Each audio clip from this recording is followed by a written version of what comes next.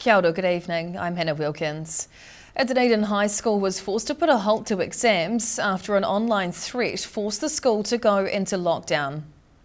Bayfield High School in Andersons Bay was cordoned off by armed police after receiving an online threat via email at around 8:45 on Tuesday morning. Officers were placed at every entrance of the school as warnings were played over the institution's loudspeakers. Bayfield High posted on its Facebook page alerting parents and caregivers that the school was in lockdown. However, some parents weren't happy with this response, saying it was scary not knowing what's going on and would have liked families to be notified directly. People were also turned away from the school's car park and Shaw Street was blocked off by the police. The lockdown lasted 2 hours. It was lifted around 10:30 after nothing of concern was found. However, police remained in the area for the rest of the morning to keep the school and the public at ease. In Dunedin, the South Today. Queenstown residents will need to boil their tap water for a little longer, but the council says work is on track to upgrade and protect the local water supply. Residents and visitors have been dealing with a cryptosporidium outbreak since September, which has impacted much of the resort town. Drinkable tap water is getting closer for Queenstown residents, with Queenstown Lakes District Council working hard to install UV filters at its 2-mile water treatment plants. A boil water notice has been in place since the 20th of September. National Water Regulator Taumatua Aruwai issuing a compliance order in response to a cryptosporidium outbreak in the resort town and the lack of a protozoa barrier in the treatment plant. That's forced businesses, accommodation providers and residents from Queenstown Central, Fernhill and other areas to boil their water, buy their own filters, or regularly fill containers from the water tanker supplied by the council at the Athol Street car park. As a part of the work, the council plans to clean and flush out the entire piped network, as well as draining and cleaning the main Fernhill reservoir, with the aim of removing any sediment which could still contain cryptosporidium. The QLDC says the UV system is a temporary fix to meet the compliance order and remove the boil water notice, but a $30 million protozoa barrier will be installed in the future as a part of a permanent system. It's hoped the initial project work can be completed by mid-December, restoring normal water usage for the town's residents and visitors.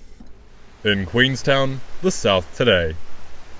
Closing vehicle access to one of Dunedin's best sites for viewing the night sky has left many residents frustrated, especially the city's photographers.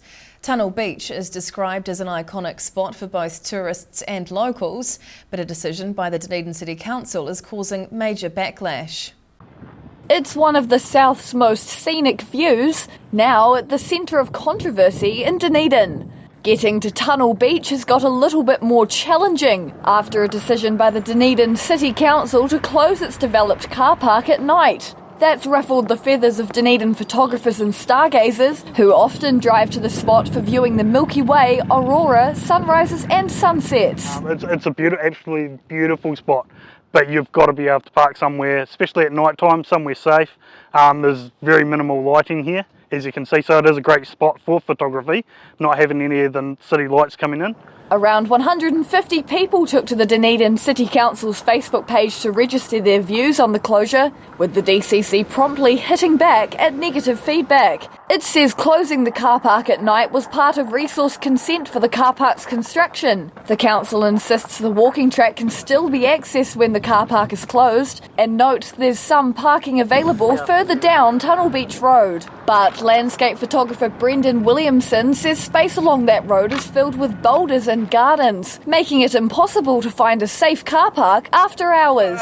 I understand that for their consent they had to close the car park, but if they can make some parks available outside the car park, like just behind us here we've got a whole lot of large boulders, which would give us probably ample 5 to 6 parks for cars.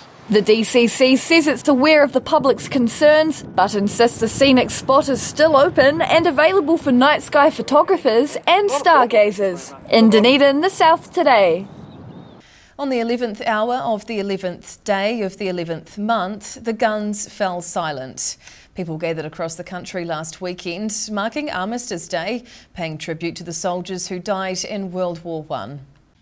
Flags flying at half-mast on the 11th hour as families and servicemen come together to pay their respects. Saturday was a day of remembrance for many people across Otago and Southland, including this Armistice Day gathering at the Arrowtown War Memorial. The monument commemorates the residents who gave their lives in combat, the day marking a significant event in history. Okay, so today we are remembering the end of World War I, which is a pretty significant thing. So we come here and gather just to celebrate that day that it did end. Bagpipes rang out through the spring Central Otago Day, the last post playing while RSA members laid poppies on the memorial monument for long-departed family members. And emotions were on show for many during Saturday's service, including local RSA President Rosemary Chalmers. To me today, actually, it's a little bit raw. I actually got a little bit emotional today. My father served in the Korean War, but he's been very ill, so that's why I think I sort of broke down a little bit today when I started to do my stuff. Commemorations were held in the suburbs of Alexandra as 5 poppy place signs were unveiled, honouring the names of local residents who served their country. Around 50 people attended the service, falling silent as 3 rounds were fired from a 25-rounder gun to pay homage to the fallen soldiers. Across the South today. Meanwhile, in Christchurch, Armistice Day was marked with the rededication of the historic memorial gates at Lancaster Park, with local sporting legends turning out for the reopening. Some of Canterbury's sporting greats paying tribute to the region's fallen athlete soldiers. More than 100 people turned out on Armistice Day as Christchurch Mayor Phil Major officially rededicated the historic gates at Lancaster Park during a special ceremony. The project was not without its challenges, but the results speak for themselves. The gates look magnificent and are a fitting tribute to those who sacrificed so much for their country. The memorial gates on Stephen Street were built in 1924 to honour the sacrifice of Canterbury athletes during World War I. The historic structure was badly damaged in the Canterbury earthquakes, but has now been refurbished as part of the wider Lancaster Park redevelopment project. A new arc of history was unveiled just inside the gates. The series of 12 panel showcases top sporting and cultural moments at the site over the last 130 years. Joining in the ceremony were former cricketer Sir Richard Hadley, All Black Sam Whitelock and Dan Carter and new All Black coach Scott Robertson, sharing their earliest and best memories of Lancaster Park. I could hear the embankment, I could hear the roar, they were jumping, I thought, holy hell, it felt ironically like an earthquake. Lancaster Park reopened in 2022 as an open field after years of remedial work. The City Council is planning to build a community centre and playground on the site alongside the playing fields. In Christchurch, the South today. Whai Yakane, still to come on Southern Newsweek. Dunedin community groups are getting acquainted with their new stomping ground thanks to an accommodating host. And Christchurch's best fashion and fastest horses are on display as Show Week got underway.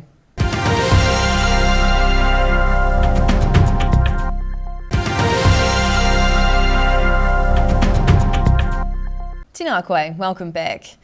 A collection of small community groups in Dunedin are getting familiar with their new location and are looking to share the modern space with others.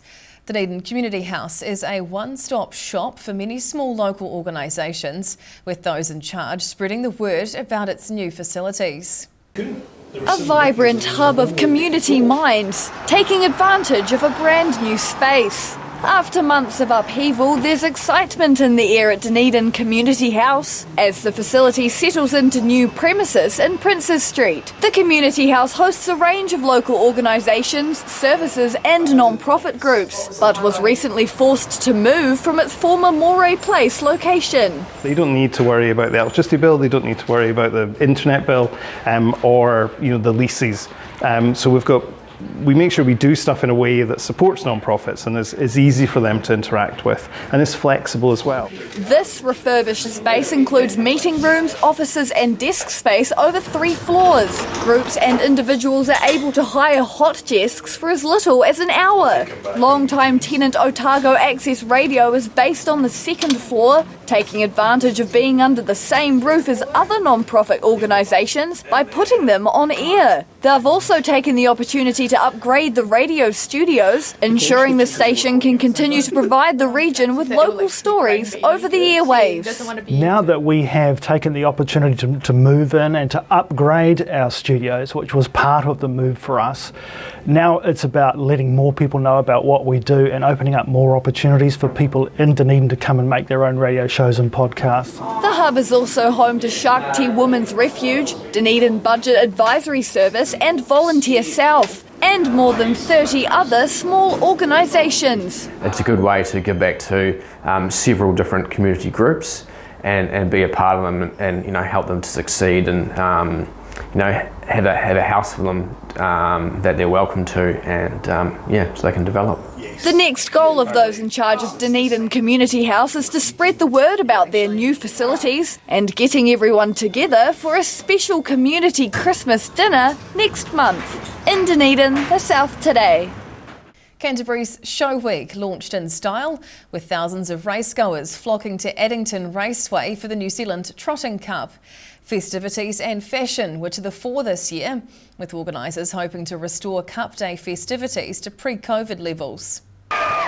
It's party time at Addington Raceway as these punters let loose. Around 14,000 Cantabrians got dressed up to celebrate the 120th anniversary of New Zealand Cup Day. The annual harness racing meet is a highlight of the social calendar for many Christchurch residents, even if most know little about horse racing. Organisers admit numbers are still down on pre-COVID levels of 23,000 attendees, but they were hoping some new initiatives this year might entice more punters and spectators back to Addington. The public village has been redesigned, and a dedicated fashion marquee proved hugely popular, allowing fashionistas to strut their stuff on stage. What I've really noticed today is two big themes. One, Barbie, influence from the Barbie movie. There's been a lot of hot pink. And number two, there's a lot of pearls. And I'm glad because I wore pearls today. Street says fashion's been emphasised this year, with Cantabrians pulling out all the stops. This is the first year that they've had the fashion competition actually out in the middle of everything in a marquee, which I think is a great addition. Beforehand it was sort of tucked away inside. Now everyone can see the beautiful outfits. And Christchurch's party atmosphere is set to continue throughout the week. The annual Canterbury AMP show starts on Wednesday, running through to show day finale on Friday, marking the province's anniversary holiday. In Christchurch, the South Today. 150 runners took off last Saturday morning for the inaugural Arrowtown Backyard Ultra event. It was a war of attrition, with two men still running on Monday morning to break the national record. Get out of here! Setting off on their multi-day journey as this group of runners take off for the grueling Arrowtown Backyard Ultra on Saturday morning. The inaugural event attracted a full-capacity field, with 150 people from across New Zealand taking on the Extreme Endurance Challenge. The group had to set off every hour on the hour for the 6.7 kilometre run, the event continuing until one person is left standing. And the runners make their way up the Arrow River Trail. They head all the way up to the second bridge, back over the Tobin's track bridge, make their way back past the race hub, and then they do a little loop up Bush Creek. A group of Canterbury runners have decided to turn their attempt into a fundraising effort, raising over $1,200 for men's mental health group, the Movember Foundation. I think Alex was looking for a marathon, and then we couldn't find a decent one, and this seemed like a pretty fantastic event. At least two people were needed for the challenge to continue. The last two runners, Jeremy Palvin and Glenn Sutton, able to smash the New Zealand record of 48 hours. Dunedin's Glenn Sutton was the runner-up in the Ultra, completing a total of 49 laps. But Christchurch's Jeremy Palvin took home the trophy after running 50 laps of the old mining town. Honestly, I feel exhausted, but it also feels good. But yeah, I'm knackered. A bit gutted, to be honest. I was hoping to get the win, but it's a tough gig, these backyards, and just didn't quite go my way, I guess. Organisers say the Backyard Ultra went off without a hitch.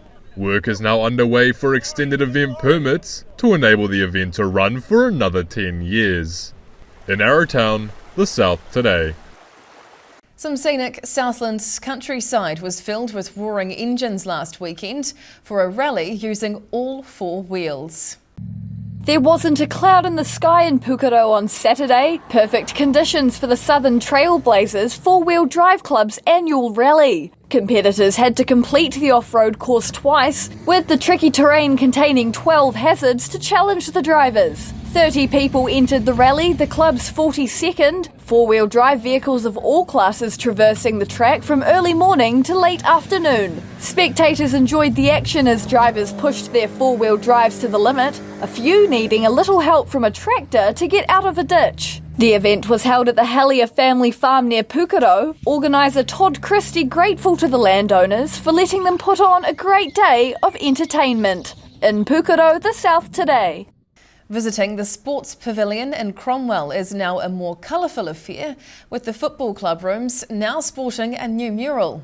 The art piece was unveiled last weekend, paying tribute to the town's cultural diversity. Some of the faces of worldly Central Otago locals, immortalised in paint. Cromwell solidified its status as a cultural melting pot on Sunday, as a new multicultural mural was unveiled at the Alpha Street Pavilion. Central Otago Mayor Tim Cadogan believes the large-scale artwork is a great representation of the changing face of the town. We are truly becoming a multicultural part of Aotearoa New Zealand, and I reckon that that's absolutely great and just brings a wealth of experience, knowledge and different ways of looking at the world which only benefits each and every one of us. The piece was created by Melbourne-based artist Matt Ling and was a collaboration between the Central Otago Arts Trust and Welcoming Communities. It features the faces of 6 Central Otago locals from various backgrounds, painted on the side of the Cromwell Junior Football club rooms. On behalf of the boys that are here and the women that are here, we'd like to say thank you very much for people that have put this week together. It's just an honour. Ling says it's a great feeling to see his work being embraced by the Cromwell community, as well as bringing people together from all walks of life. In Cromwell, the South Today. Whai Yakane, still to come on Southern Newsweek. A new Christmas ad hits small screens in the UK, featuring some recognisable Otago spots. And roaring engines fill the Cromwell Gorge as hundreds of bikies show their love of the hog.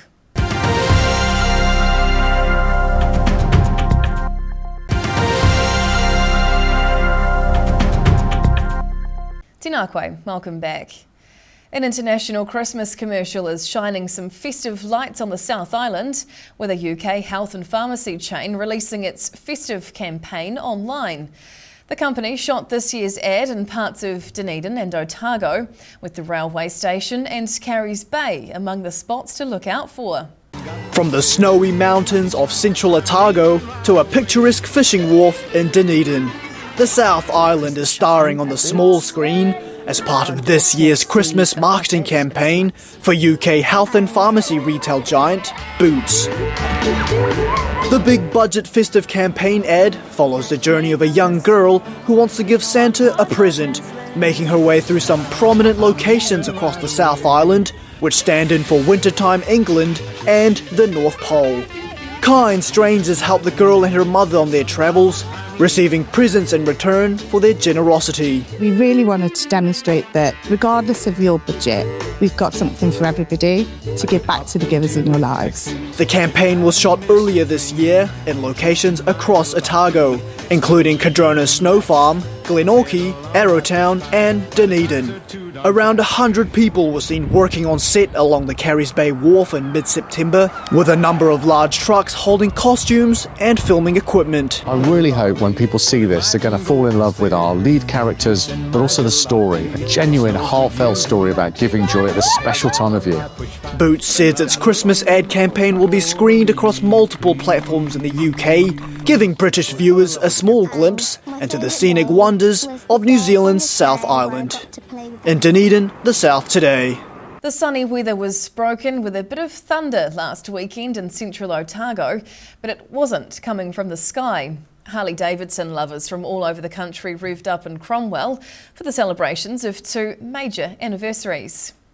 The roar of hundreds of Harleys thundering through central Otago as they get the rare chance for a photo on top of the Clyde Dam. Around 400 riders jumped on their Harley-Davidson bikes and made the journey from Cromwell to Clyde on Saturday for the New Zealand Thunder Ride. The event was part of a 3-day national rally of owners, marking the anniversary of the group and also of Harley-Davidson itself. Just a stunning day here in sunny Central for this fantastic event, the 40th anniversary of the Harley-Davidson Owners Group here in New Zealand and 120 years of this iconic brand. Members of motorcycle chapters from across the country joined the scenic ride, coming together to share their common love for the iconic bikes. Annie Howe's been riding since she was 18 and enjoys the freedom and friendships in joining other riders on the open road. The camaraderie with meeting different people, the places that you can go, the roads that you ride, and it's always a talking piece whenever you turn up on your bike. We've met many amazing people through this journey.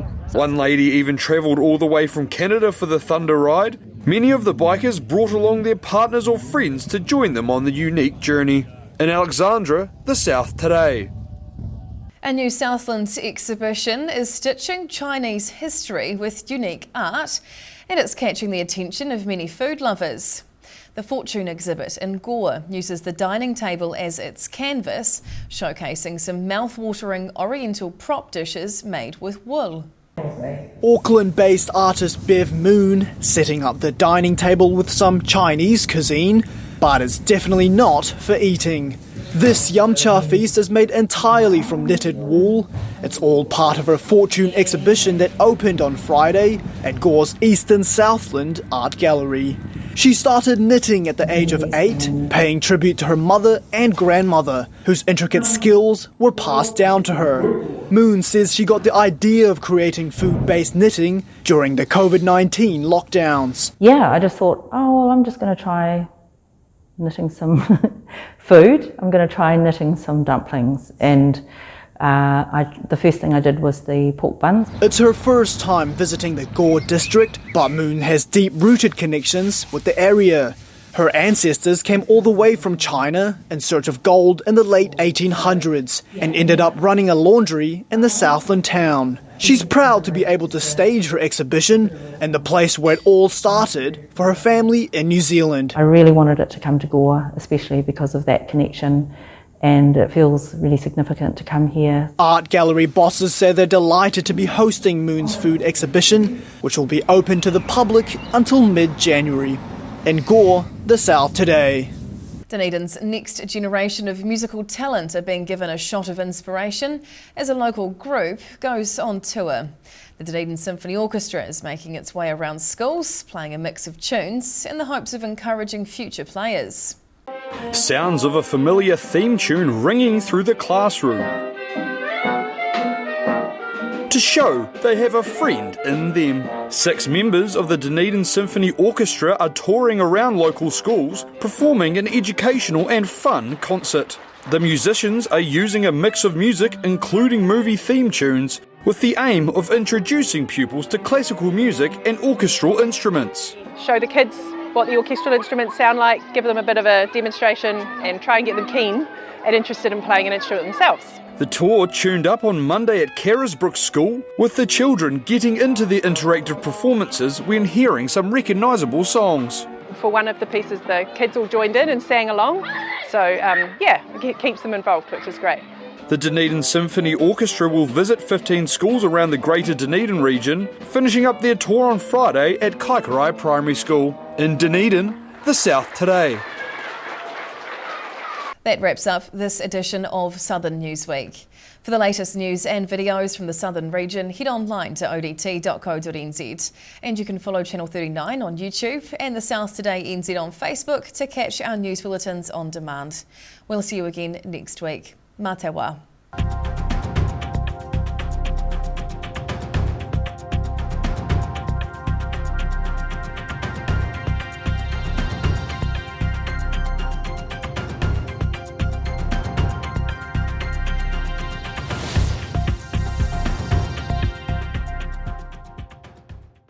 Public interest journalism funded through New Zealand On Air.